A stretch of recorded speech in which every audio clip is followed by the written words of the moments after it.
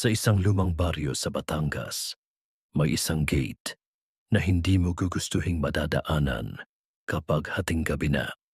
Hindi dahil sa multo, kundi sa isang nilalang na mas matanda pa sa mga puno sa paligid nito.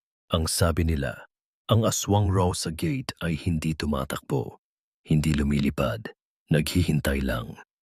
Pero tuwing 11:00 ng gabi, may kumakatok daw mula sa loob. Rinig na rinig ko. Nay, tok ng tok. Tapos may boses pero hindi tao. Para kang may kinakausap na hangin. Ang matinding panuntunan, huwag sasagot, huwag titingin sa butas ng kandado, at higit sa lahat, huwag lalapit kapag tinawag ka sa buong pangalan mo.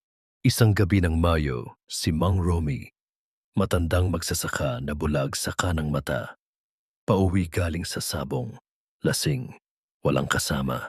Kailangan niyang dumaan sa gate dahil may atraso siya sa may-ari ng lupa sa kabilang daan. Lusot lang ako, sandali lang to. Bandang 11:30, dumaan siya. Walang ilaw. May dala siyang Petromax na halos patay na. Paglapag ng kanyang bakya sa harap ng gate, tumigil ang hangin. Walang huni ng kuliglig.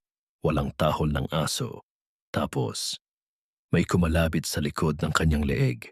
Walang sagot. Hoy, sino yan? Pero sa butas ng kandado, may isang mata na kumikislap. Maliwanag na dilaw, parang araw na nasusunog sa loob ng uling. Romualdo. Romualdo. Buksan mo ko. Alam ni Mang Romy na hindi siya dapat sumagot, pero ang pangalan niyang Romualdo, iyon lang ang tawag sa kanya ng kanyang yumaong ina. At ang boses na iyon, para bang galing sa ilalim ng lupa. Sino ka? Anong gusto mo? Maling tanong. Biglang umalingaw-ngaw ang bakal ng gate. Parang may bumubuwal mula sa kabilang panig. Hindi tao, hindi hayop. Isang anino na tumangkad ng tumangkad. Abot hanggang poste ng kuryente. Doon na tumakbo si Mang Romy. Pero habang tumatakbo siya, may yapak sa likod niya.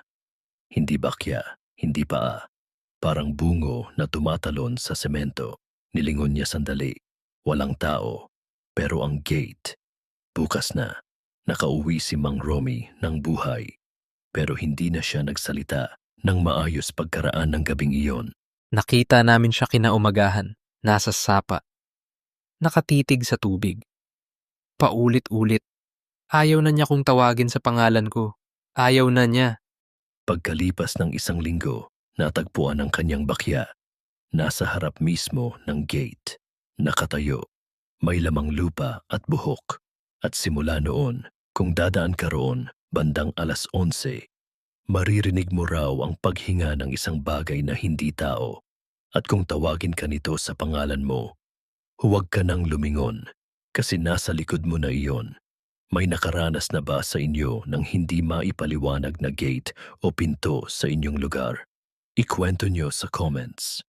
Pero huwag nyo munang banggitin ang buong pangalan nyo, ha? I-follow nyo ko para sa part 2.